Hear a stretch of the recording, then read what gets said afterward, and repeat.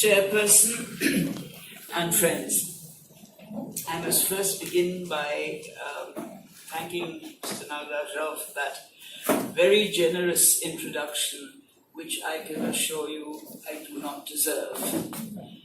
But nevertheless, it's nice to hear good things said about oneself from time to time.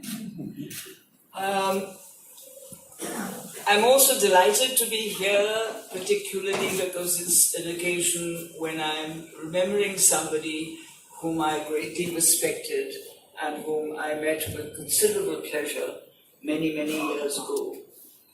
I first met Professor Nigam almost 60 years ago. I had then just completed my research on the Mauryan Emperor Ashoka, and in re-examining the edicts of the king, I had consulted the study that was referred to, the edicts of Ashoka. This was and remains a fine introduction to the edicts and most useful in understanding them. I have often turned to it for comparative study. Before taking up my first teaching job, I thought it would be useful for me to spend the summer vacation visiting some of the locations of historical importance in South India. This brought me to Mysore, where I met Professor Nigam and the family. I was most impressed with him, not only by his scholarship, but also as a man with a great generosity of spirit.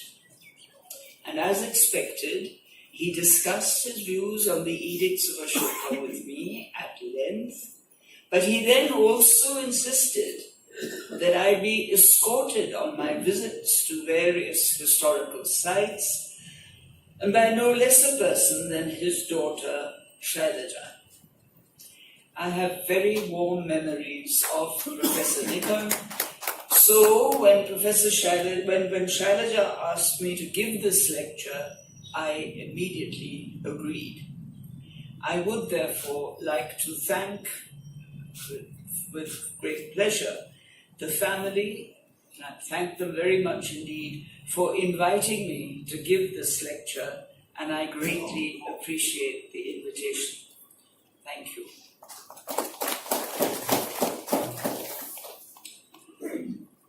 Historians naturally always speak about the past, and I shall do the same this evening. History currently is receiving public attention.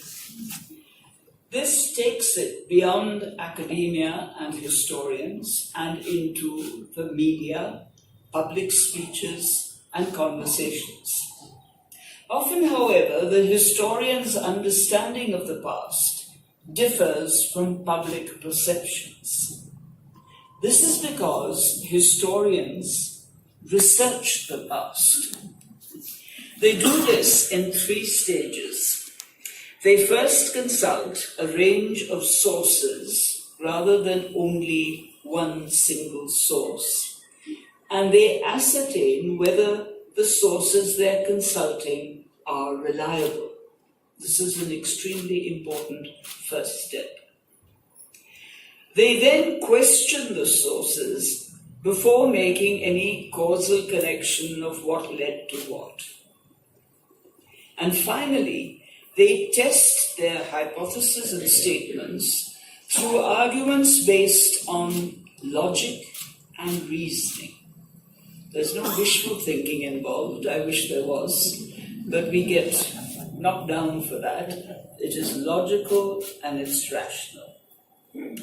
This we call the historical method. And we assume that when statements are claimed to be historically valid, these claims have been tested by this method, as indeed all claims to knowledge have to be tested. Obviously, non-historians don't use this historical method when expressing opinions on history. Nevertheless, some degree of logical thinking and rationality is expected of educated people. But people tend to pick up history by hearsay, sometimes even by gossip. Yet they have strong opinions about the past. And the historian's explanation of the past does not necessarily coincide with popular opinion. Nevertheless, I do insist that the historian's explanations must be given attention. My focus this evening, and I am going to narrow down the subject a little bit from what was announced, my focus this evening will be on the larger interplay of culture and history, but viewed from the perspective of the historian. I shall limit myself to looking at some aspects of the second millennium AD, since this is much talked of in present times. This is broadly what used to be called the Muslim period and is now called the medieval period. Let me begin by briefly clarifying what many historians mean by culture.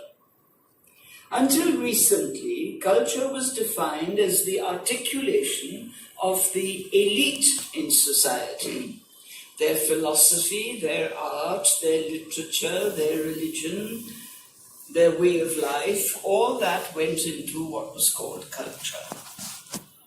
This definition has now changed to include the articulation of all sections of society, the elite and what we generally call the non-elite. This is why some of us prefer to speak of cultures in the plural, since we are not discussing a single culture. Culture refers then not just to an item, but also to ideas, even to performances that embody thought. It extends to the patterns of living of the different segments of society. So, we begin by asking, whose culture are we talking about? Not culture in general as a vague category, but specifically, whose culture? And this definition of culture is something that became current only in the last century. Therefore, historians are also fairly new in looking at this definition. So how then did this rethinking about culture affect the understanding of history? The first major change came with the questioning of what has been called periodization. Now, I'm sure all of you have heard of the periodization of history, where you divide history up into different periods.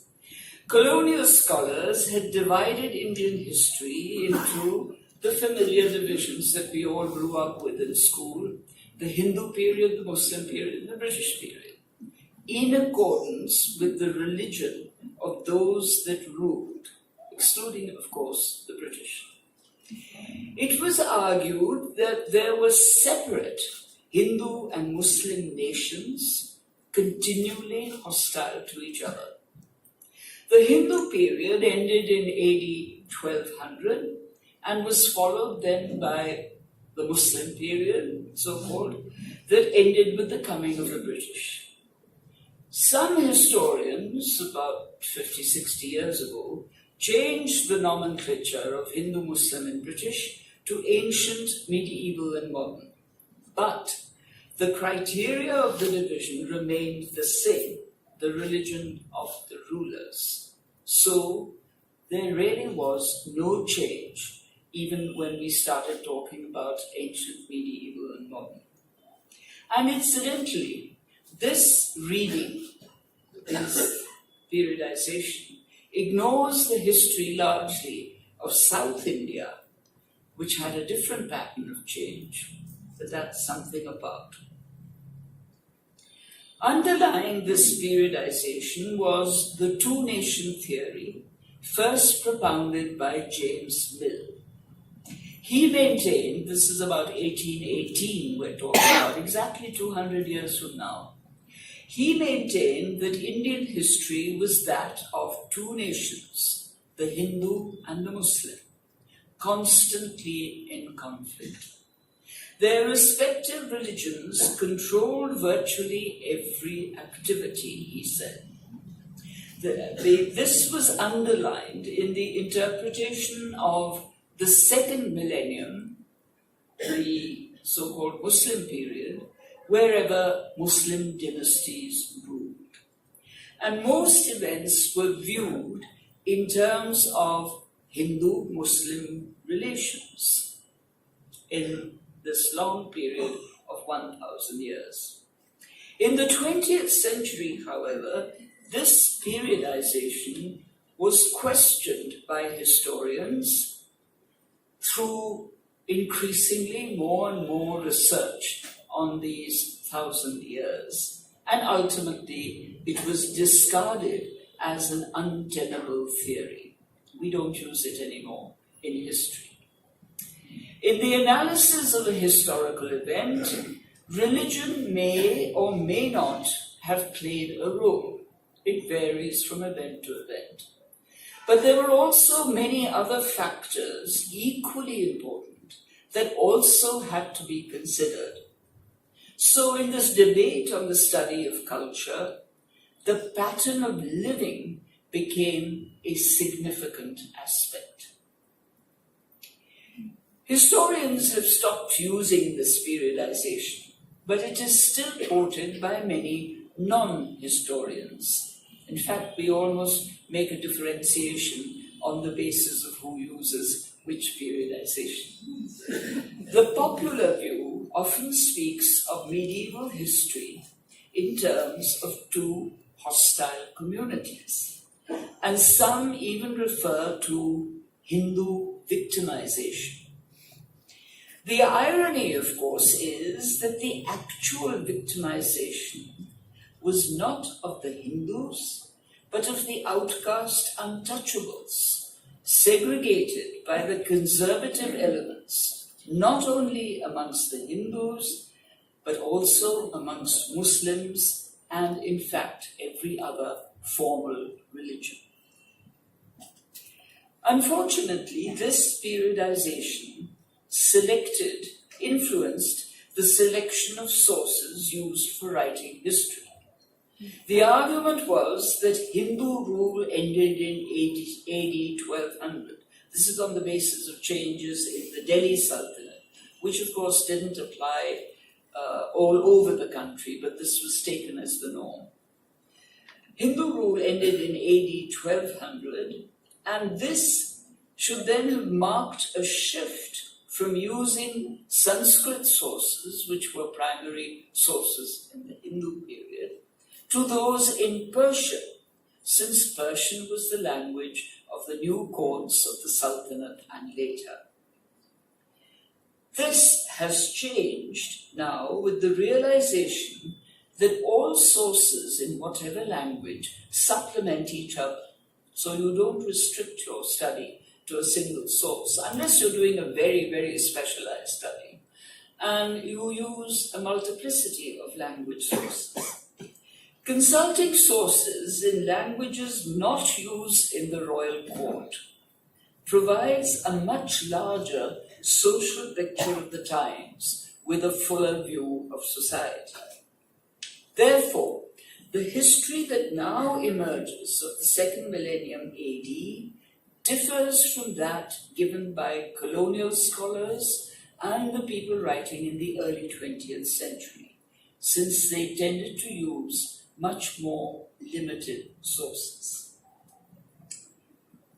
I would like this evening to consider a few examples of the Sanskrit sources of this period of the last 1,000 years, just to give you a feel of the activities of different levels of a wider society.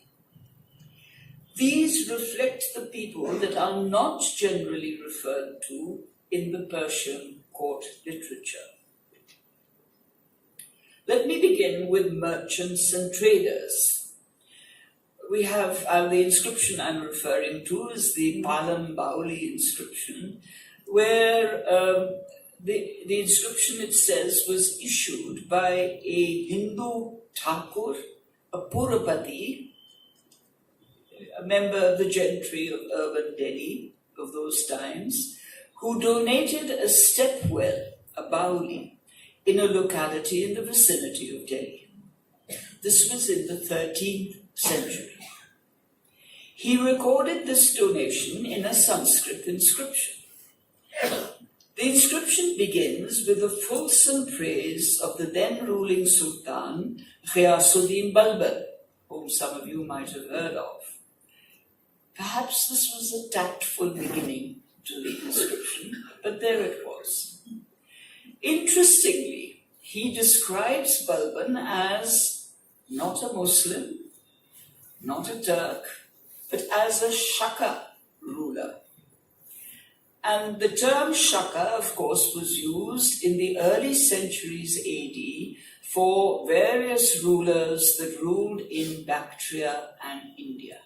The Shaka era, which you're familiar with, comes from their rule, and they are the ones who started the era. So he's going back to those times and making a Central Asian link. This links him to the Central Asian rulers of northern India of the early past. He is also described, quite casually, as successor to the Tomar and Chauhan Rajputs, who were the previous rulers of the region. This is then followed by a long list of sultans who preceded Balban, all of whom are given Sanskritized names, naturally because the inscription is in Sanskrit, so there's a tendency to do that.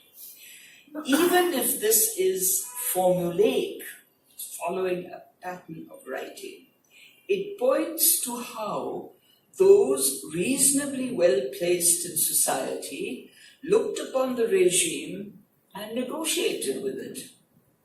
He then goes on to give his own family history in much detail to establish his own credentials as being somebody who mattered in the urban center of Delhi.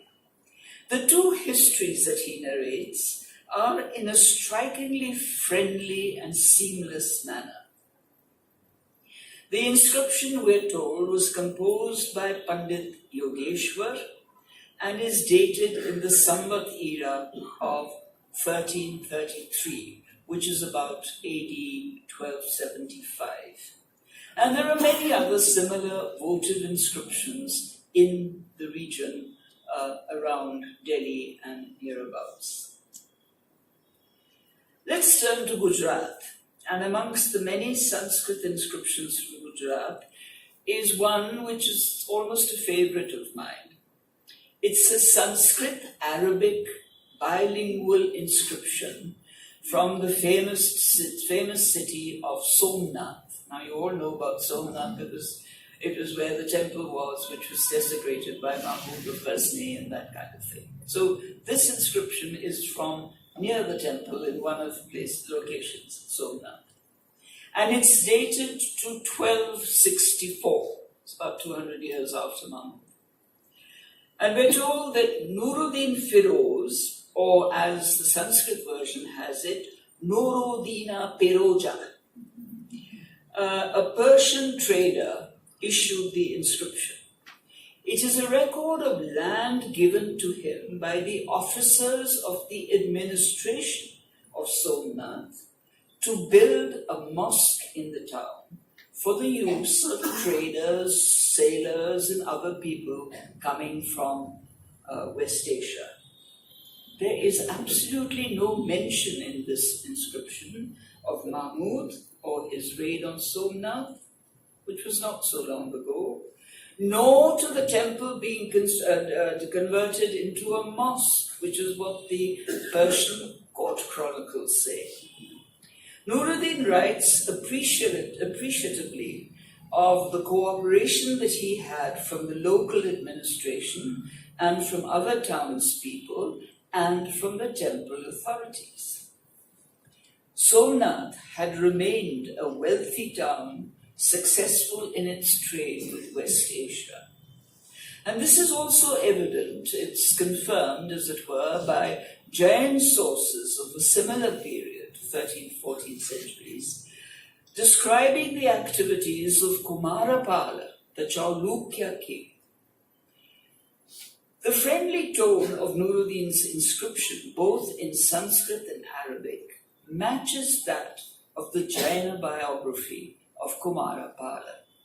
They seem to be quite happy together, all trading. And of course, the major trade was the horse trade, coming from Arabia and West Asia into India. But in the Arabic version of the inscription, very interestingly, Nuruddin concludes with a passing reference, almost said as a kind of by the way, that sometime in the future, the local people might see the light. That's all he says. And in the context of the inscription, this does sound a little formulaic, but there we have it. Then there are other later inscriptions in Sanskrit of a different kind. Let me refer to those. They come from people of a lower status.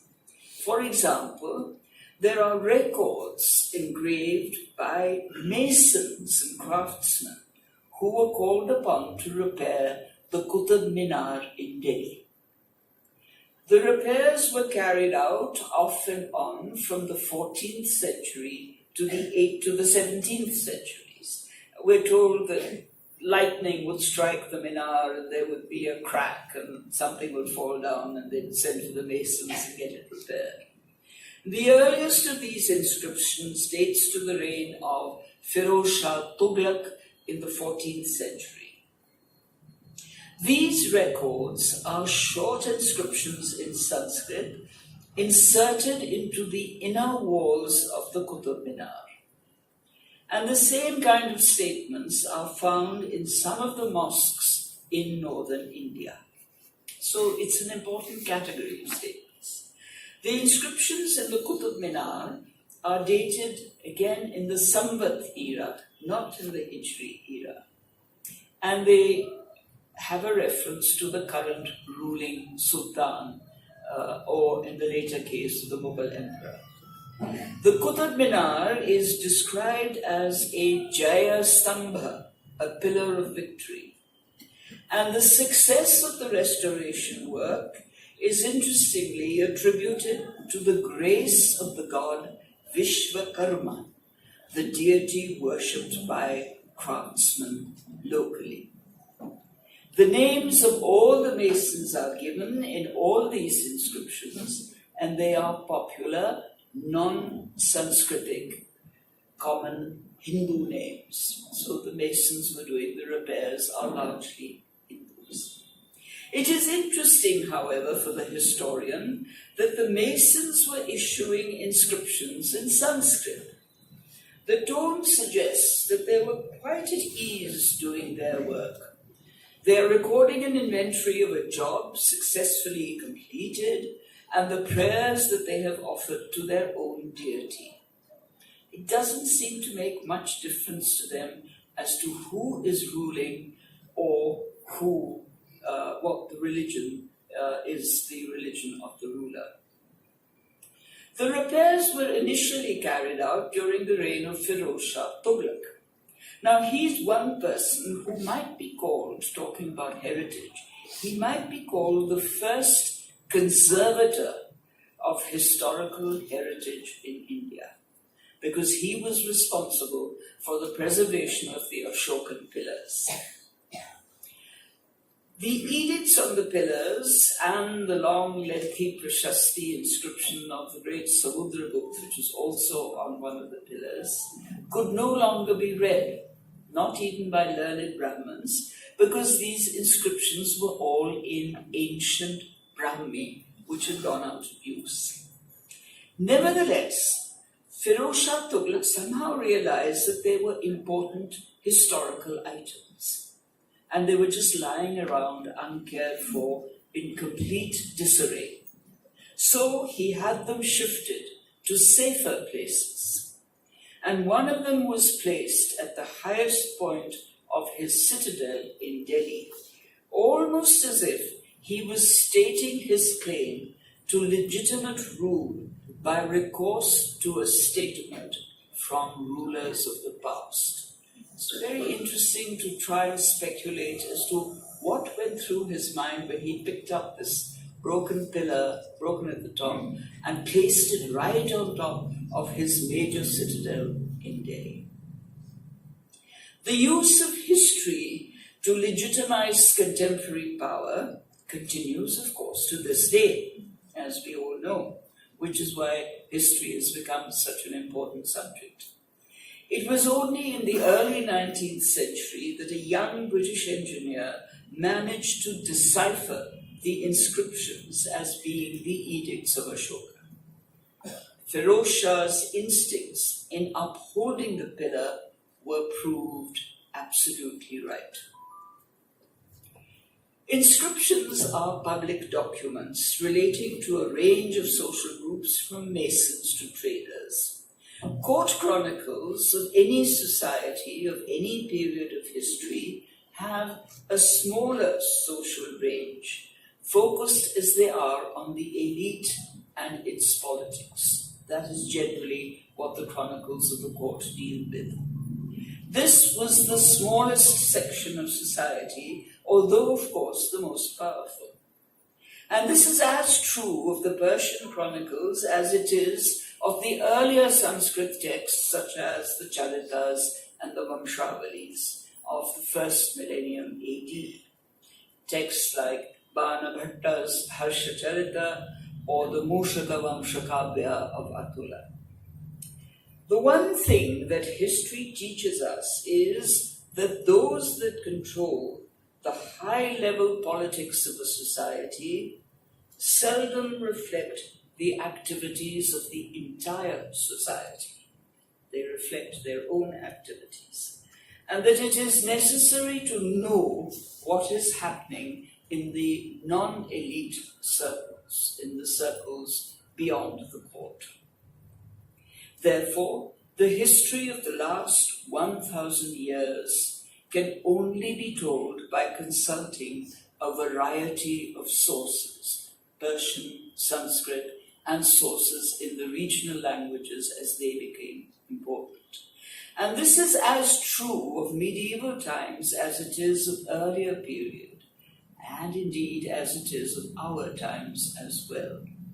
So always consult as many sources as you can in whichever language.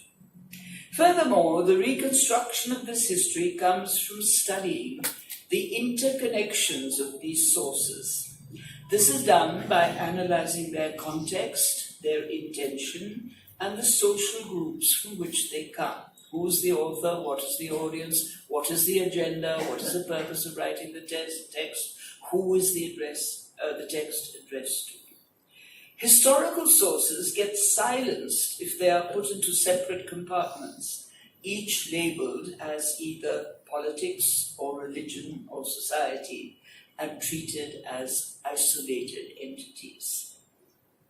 Inscriptions and Vamshavalis, family or dynastic chronicles, continued to be written in Sanskrit in the courts of the smaller rajas who ruled in a subordinate capacity under the control of the sultans and the Mughals. These texts recorded royal succession and official events. Sanskrit, on occasion, gave way to terms from the local language. And this is also reflected, of course, in the use of Hindi in the Mughal court. Inscriptions inform us of the opinions of people in different professions. Scholarly writing in Sanskrit, on the other hand, informs us whether the high culture of the earlier period still had patrons and was still respected. This scholarship not only continued during the rule of the sultans and Mughals, but interestingly, it advanced some of the genres, the earlier genres, that were significant to the study of the texts that were being written.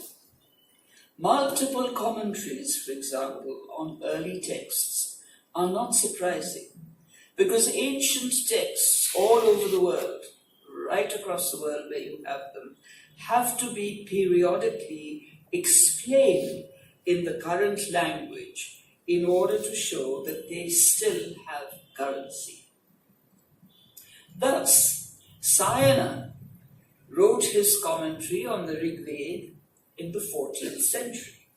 It's a fascinating read. Some explanations are lucid and based on reasoning when he's explaining the verses of the Rig Veda and what they mean. Others come from his repertoire of mythology. Many commentaries in this period were written on the Mahabharata and the Ramayana, such as those, the more famous ones, Nilakantha Chaturdhara, Govindaraja, and Nagoji Bhatta. Some of these were central to the views of particular Hindu religious sects and become important because new sects were constantly evolving in this period. Commentaries discussed themes that ranged from very thoughtful ideas to a few that introduced less essential questions. And an example of the less essential questions is the one where there is a lengthy discussion on the time it would have taken Hanuman to fly from Lanka to the Himalaya to fetch the herb to revive Lakshmana. This is entirely imaginary and theoretical, but there is a very interesting discussion. One is reminded of medieval Europe, and this is very much a characteristic of medieval societies. One is reminded of medieval Europe, where hours could be spent calculating the number of angels that could dance on the head of the pin at any one time. Other major Sanskrit texts were compendia that were put together either to collate subjects and ideas or a resume of where knowledge had arrived at. The one that was frequently quoted was on current philosophical schools. This was called the Sarva Darshana Sangraha. This begins with a long chapter on the rationalists, on the Charvak.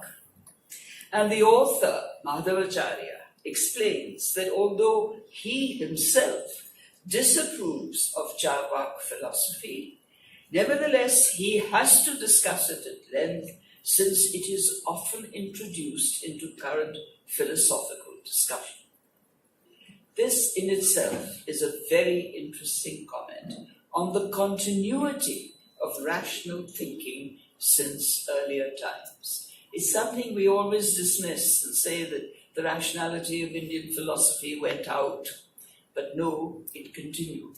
This is a 14th century text. Questions arising from the Dharmashastra literature also sometimes posed a problem. One that seems to have needed careful consideration was related to the status of different categories of Brahmins performing different roles. Remember that after about the 7th, 8th century AD, Brahmins began to perform a number of secular roles in administration and in various other things. So there is this crisis at the beginning of the second millennium. For example, with increasing worship in temples and with rituals linked to icons, starting from the post-Gupta period, a clarification became necessary. Was the status of those Brahmins performing rituals in the temple the same as those Brahmins who focused on Vedic ritual and study? Because previously it was Vedic ritual and study that was absolutely the definition of a Shrotriya Brahman. But now that definition was changing. With large temples being constructed and their having access to wealth and property, as most of them had, this became a very relevant question. Temples and religious sites required texts that provided information on their presumed history and significance. The innumerable Sthala Purans and Mahatmayas memorialized sacred sites and places of pilgrimage. The Upa Purans elevated local deities to higher status. Differences with the Brahman Purans are reflected in the Purans of Jain authors. And some caste Purans, as they are called, often of the lower castes, were written in Sanskrit, and the subject was the status of the caste. So there's a lot of activity going on that continued from the earlier period into this later period. The Ayodhya Mahatmya that sets out the locations connected with the life and activities of Ram at Ayodhya was written in this period, in about the 13th century. The story of Ram gained greater popularity through the Kritibas Ramayana in Bengali and the Tulsidas Ramcharitmanas in Hindi. Places associated with the life of Krishna in Vrindavan were immortalized in verse. If the adoration of Krishna was captured in Jayadev's Sanskrit poem, the Gita Govinda, in the 12th century, it continued so in the Hindi verses of poets like Surdas and Ras Khan in the 16th century. Many of the verses that are sung in the Khayal and Drupad modes of classical music today were composed by poets of this period. The religious forms that we call Bhakti and Sufi were the more popular religions, drawing compositions and audiences from all religions. They were open to all. Ravidas, who was a Chamar, untouchable, wrote about his utopian vision, which he called the vision of Perampura, the city where there was no sorrow, because there was no segregation and therefore no pain. There was also much coming and going around quite different areas of knowledge through the migration of ideas. This involved the study of texts in Sanskrit and Persian, and a familiarity with subjects well beyond the local. Works on mathematics, astronomy, and medicine were translated and studied at various centers in India, in Western Asia, and Central Asia. Algebra was a departure in mathematics, and a hint of calculus is thought to have hovered over discussions in India in the 15th century. Observatories were required for studies of astronomy. Ulugh Beg's observatory at Samarkand became the prototype for Maharaja Jai Singh's observatories in North India, preceded, of course, by exchanges of theories and calculations. The study of astronomy was not entirely divorced from its companion, a belief in astrology. Royal courts of pre-modern times in many parts of the world, not just India, boasted of resident astrologers guiding the decisions of kings. Virtually every ruler of India, whether Hindu or Muslim, appointed his personal astrologer, who was generally a Brahmin consulting Sanskrit texts. Jahangir depended on Jyoti Rai's predictions, not once but many times. Aurangzeb's trusted astrologer was Ishwaradasa, who describes the king as dharmya, virtuous, and vidhivat, acting according to rules. Sanskrit sources carry sporadic references to the desecration of an idol, an icon, or a temple by Turushkas, especially after a campaign. Turushka was the word for Turks. But not every dilapidated temple was one that had been desecrated. A Jain biography of Kumarapala, same one, speaks of the Somnath temple as having declined from lack of maintenance because of wicked ministers and from weathering from sea spray because it was on the shore on the edge of the sea. There is no mention of its willful destruction. It's an interesting point of where does evidence lie. A distinction has to be made, therefore, between those temples that were willfully desecrated, as some were, and those that declined for lack of patronage. Victorious conquerors the world over took away religious icons of the defeated as trophies of triumph. Places of worship that were wealthy, as many were looted when there was a need for wealth on the part of rulers. India was no exception to this, whether in the ancient or the medieval period. There is a long description of many chapters in Kalhan's famous history of Kashmir, the Raja Tarangani, written in the 12th century in excellent Sanskrit. Kalhan mentions Hindu kings looting temples. He explains that this was motivated by a fiscal crisis in Kashmir dating to from the 9th to the 11th centuries, particularly severe during the reign of King Harshadeva, who was the worst offender. But Kalhan does add the interesting comment that Harshadeva, in doing this, was behaving like a Turushka, indicating that some Turushkas were associated with looting temples in their search for wealth. A place of worship that attracts patronage also attracts major attention.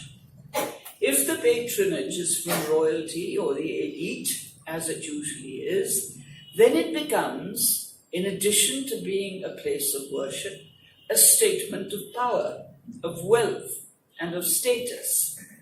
It then takes on the character of a socio-economic institution.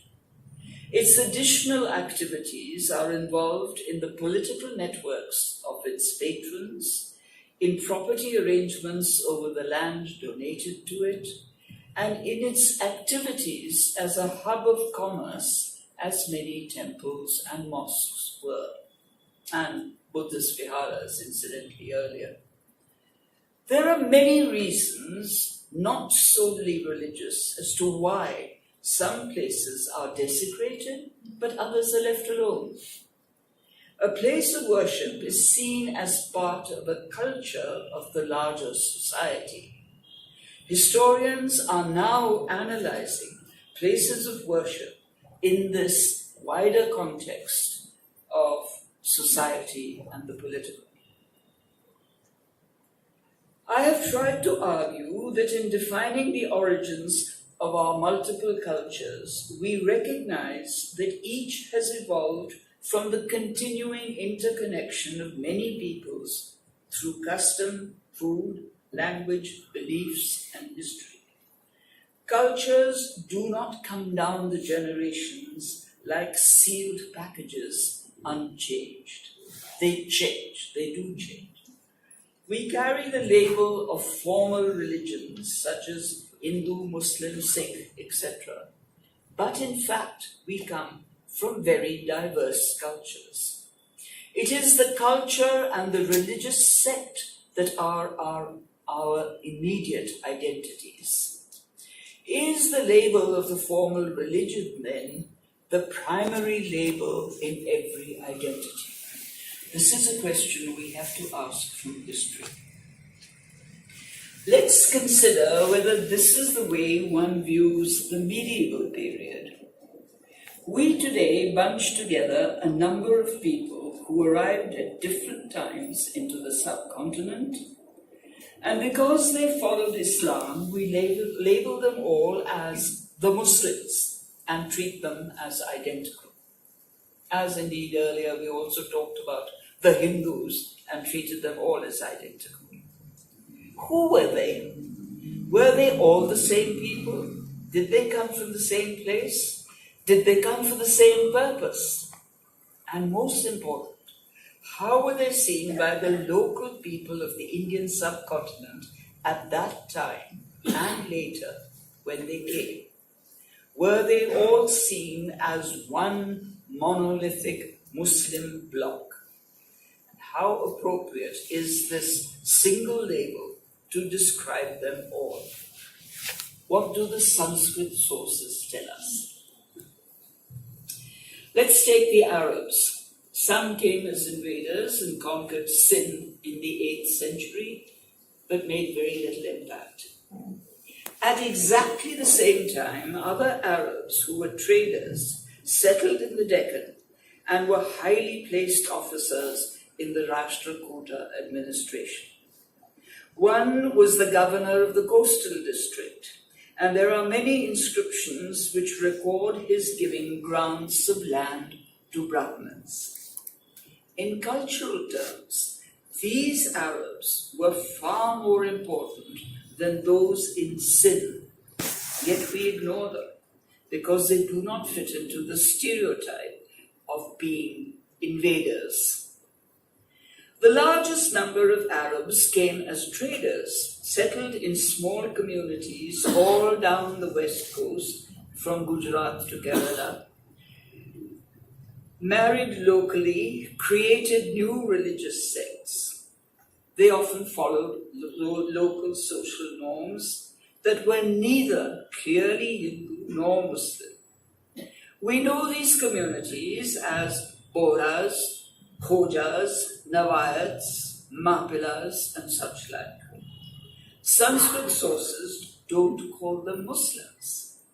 They call them Yavanas, a term used originally for the Greeks, but subsequently for those who came from the western direction. Even Queen Victoria in the 19th century is described as a Yavana.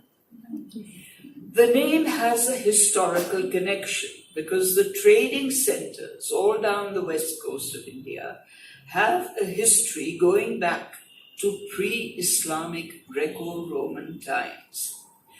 The ports that nestled along this coast followed the shoreline of the Arabian Sea from East Africa, Arabia, Gujarat, all the way down to southern India. It was this continuity from the earliest times that also brought the Abyssinians and the Ethiopians to Western India a little later. We have the famous example of Malik Ambar, who was the sworn enemy of the Mughals. So much for all the Muslims being one bloc. An entirely different category of what we today call the Muslims were those who established the sultanates at Delhi and elsewhere. Some were Afghans from Afghanistan, and some were Turks from Bactria, the Oxus region. And in the early stage, they came to raid the rich temple towns of northern India. Later, they conducted campaigns to conquer territory. Sanskrit sources don't call them Muslims, but call them Shakas, again, harking back to Central Asia of the early centuries AD, or else they call them Tajiks, again, the Central Asian connection. But the term used most frequently is Turushka, which is a version of Turk. Kalhana in the Raj Tirangani again refers to the Kushan rulers of the 1st century AD as Turushkas. So that Central Asian connection is very strong. This gives them priority as being from Central Asia and coming to India. Then came the Mughals, and their homeland was also familiar, especially to the traders of northern India who were hegemonic in commerce. The Mughals came from Fargana near Bactria. It had played a pivotal role in the Silk Road trade, stretching from China to the eastern Mediterranean and over many centuries. Large numbers of Indian traders had acquired wealth by being the middlemen in this luxury trade, in which the best breed of Central Asian horses again, were exchanged for the exquisite Chinese silk. Fargana was a hub of these commercial activities. Given this background, many questions surface. One is that why weren't all these diverse people who professed Islam as their religion not called the Muslims from the beginning, if in fact religion was their major identity? The term Muslim is used for the first time in Sanskrit and sources of Al-Hind, as it is called, the Indian subcontinent.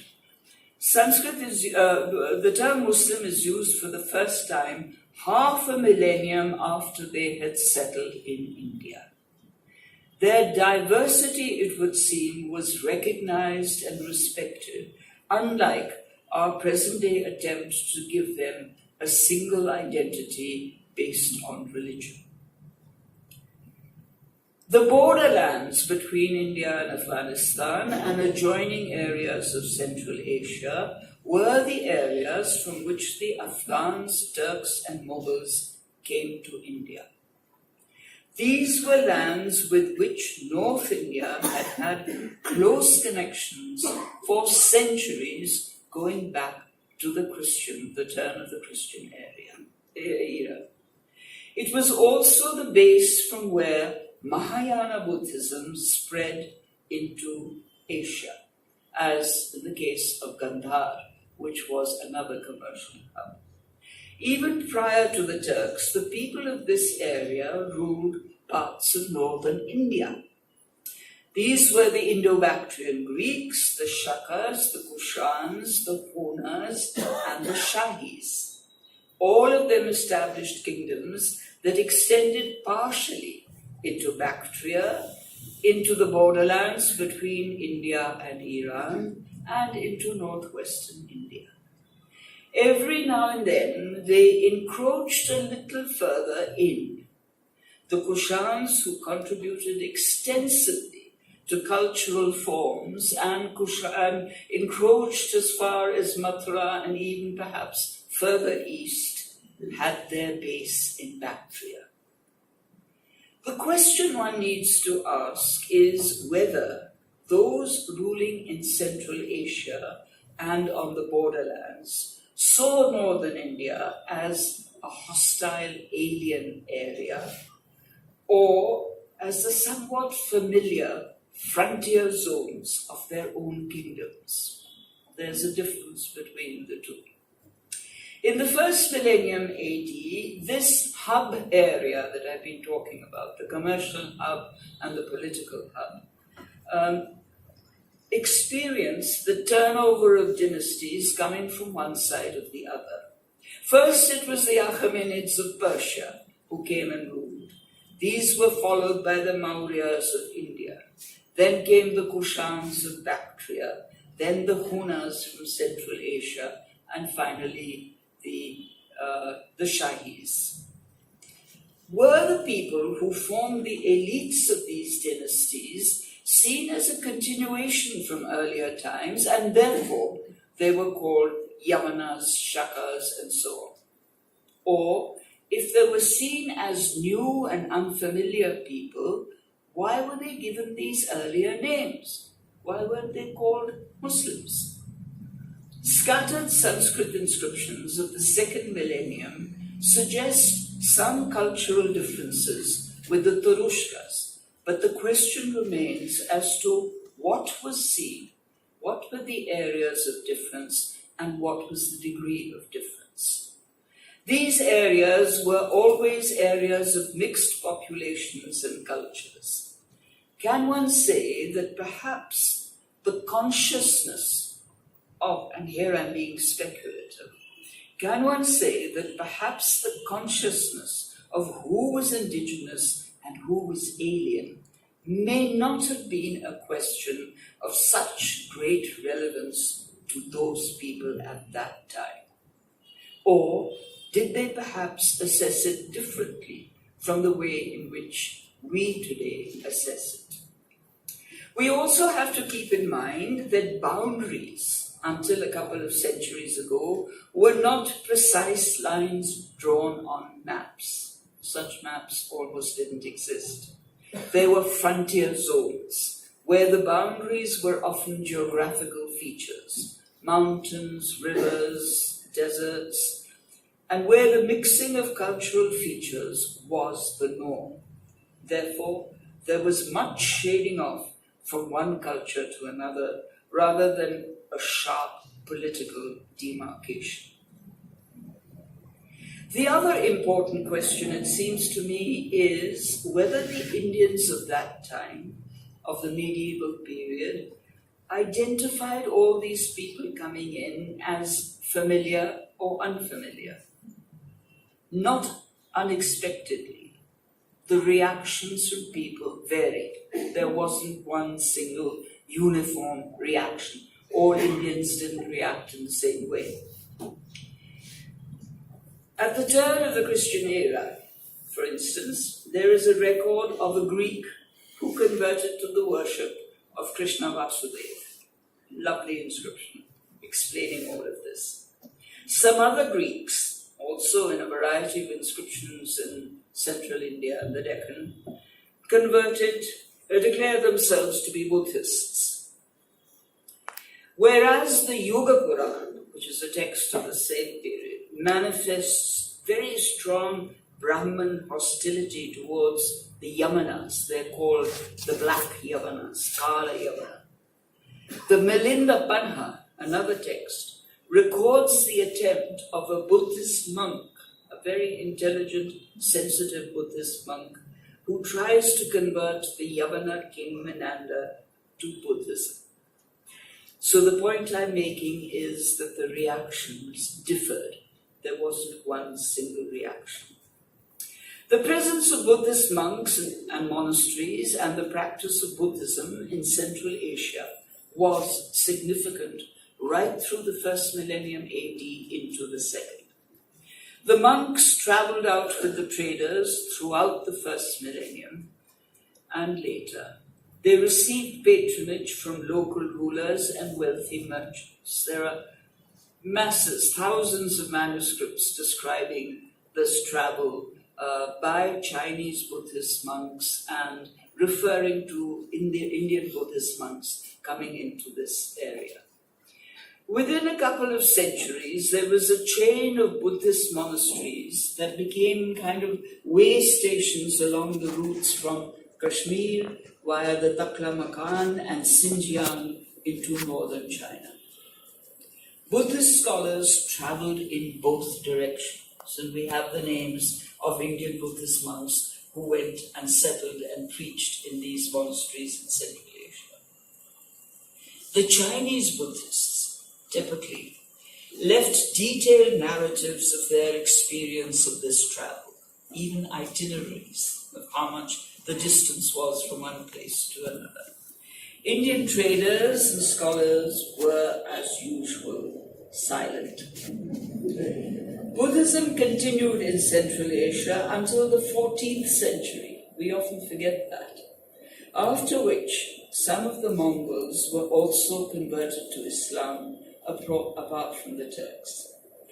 Did the continuing presence of Buddhists and the remnants of the original pre-Buddhist Tengri shaman religion, as it is called in Central Asia, make it easier for the emergence of the Sufi sects and for their travels to India, because this travel and communication was already in existence.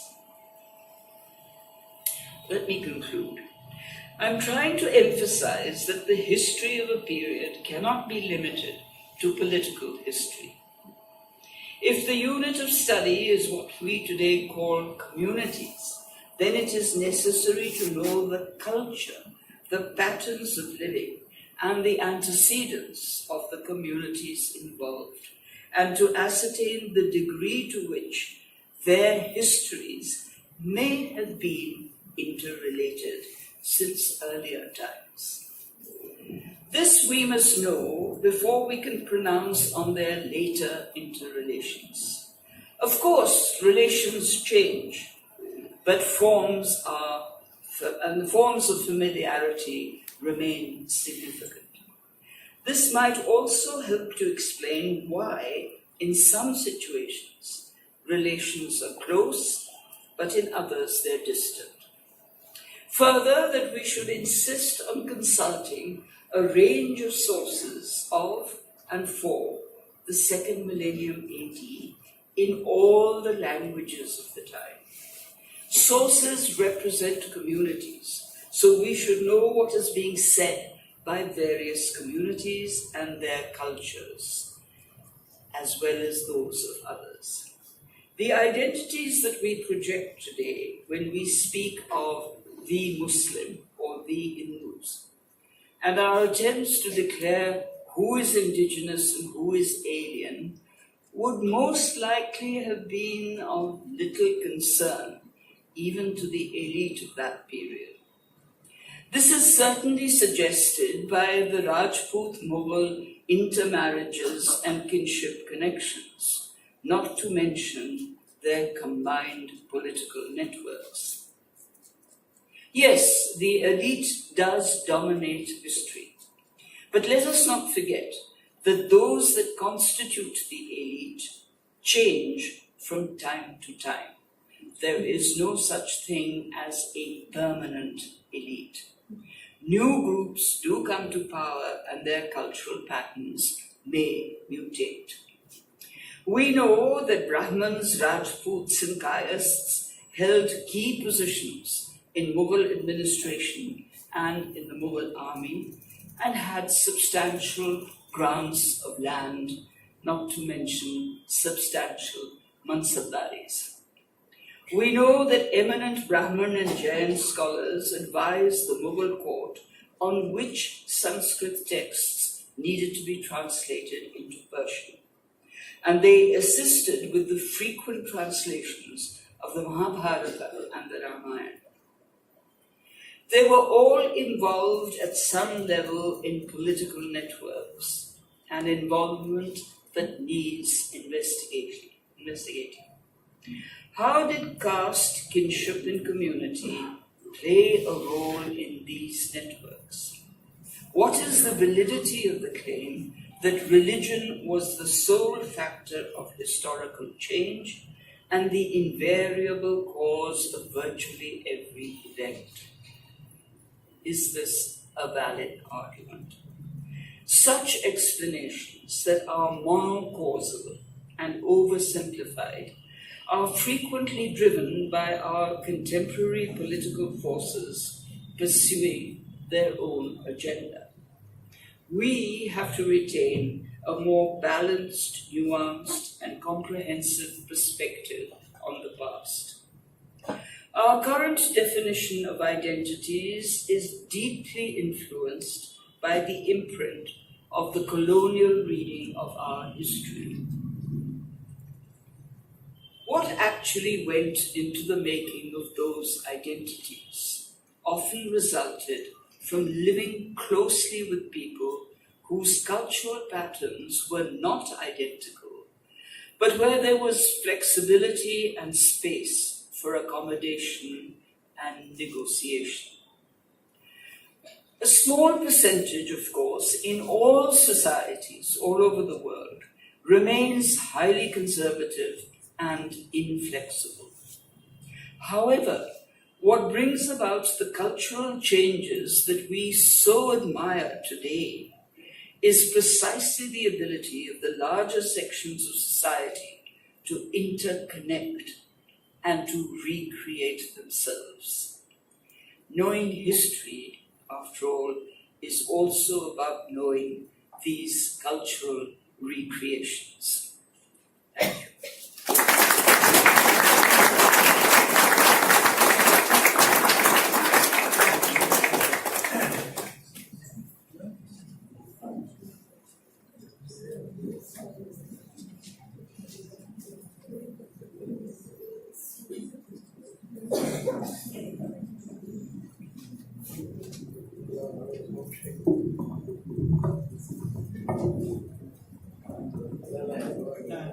Friends, before we take up the questions, I would request the speaker of the day to give his address. Thank you very much for a fascinating lecture. A number of questions have been raised, and I think there would be no easy answers to them, and that would keep the historians busy for a long time to come. Now, as you very rightly said, the history that is now talked about is very North India centered. I realized this when I came to the South almost half a century ago. But I don't know, this must be a past life connection, that in my college I had geography as a subject, and there was a free period, and Professor B.J. Hasrat, whom madam you might be knowing, also a well-known historian who was earlier at Shantiniketan also, I used to attend his lectures, and I once asked him, because in the map, being a student of geography, you saw the earlier maps also, and you saw Cheras, Pandyas, Palwas, etc. So I asked him about the South Indian history. And he admitted that there was very little known about that in the north, but Neelkant Shastri's book was there. And when I came to Karnataka, one of the first books I bought, history books, was Neelkant Shastri's, but I found that even that was inadequate. And I find, as you very rightly said, the cultural interactions and linguistic interactions have been fascinating. Here, for example, you have Kitab-e-Nauras of Ibrahim Adil Shah, which you must have gone through, madam. It starts with Saraswati Vandana, and he then says that Saraswati was my mother and Ganesh was my father. And he's called Jagat Guru. And in the 12th century, in the north, we have Baba Farid Shakarganj, and here we have Baswanda. And I think now some of the questions, if answers are to be found in the literature of the, I won't use the word vernacular because that has a colonial connotation, of the local languages, I would say. Kannada, for example, now the relationship between Kannada and Sanskrit has been studied by scholars like Sheldon Pollock. You might have seen his book also. And it's a fascinating interchange. I mean, you refer to Prashastis, and he talks of Prashastis beginning with Sanskrit and then gradually Kannada replacing Sanskrit. I think those kind of processes were going on all over the country. And if you see, for example, near contemporaries, Faridji's compositions in Punjabi and Baswanda's in Kannada, you get a different picture. And also, Rahim, for example, Abdul Rahim was a Sanskrit scholar. He wrote a few things in Sanskrit also, but primarily then his poetry was in Braj Bhasha. And Braj Bhasha and Sadhu Bhasha, which emerged at that time, and the literature in these would be, I think, a fascinating subject for a historian also. I think our historians have paid more attention to inscriptions rather than to literature, and that's an area which needs to be looked at. For example, the story of Heer, I'm taking this example because you are familiar with Punjab, coming from Punjab. Now in Heer, the religious identities are so fluid. The most popular version is from the 17th century, that is Varis, but the earlier one is Damodar, and Damodar constantly says, Akh Damodar Akhi Ditha, that Damodar saw this. I mean, he calls himself an eyewitness to the story of Heer and Rancha. And Rancha becomes a Nath Jogi, because Jogiyan da Tilla in Punjab was the main Nath center. And then the progress of Nath Panth from Punjab to central India to Maharashtra and to south. The major centers today, I mean, Jogianda Tilla is in Pakistan, Gorakhpur, I don't know if it represents the Nath Sampradaya today or something else, but Maharashtra, the whole Varkari literature, and the influence of Nath Panth on Varkari Sampradaya, and then the South Canara centers of Nath Panth.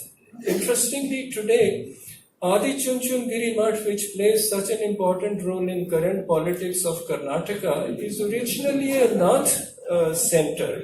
And that's why they use the name Nath, Bal Gangadhar Nath, and it has been captured. But if you look at the literature, I think some of these questions, I won't say could be answered, but maybe they would throw a new light on them. And as I said, it has been a fascinating talk.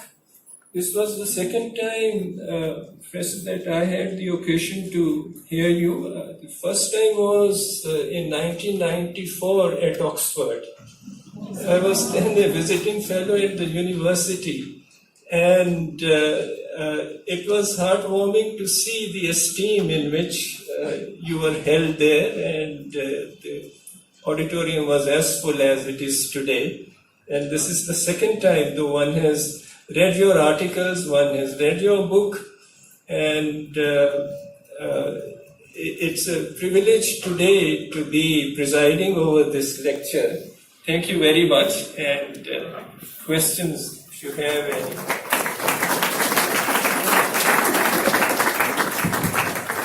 Thank you very much, sir. Because of paucity of time, we will take 3 questions. Yeah, first time here.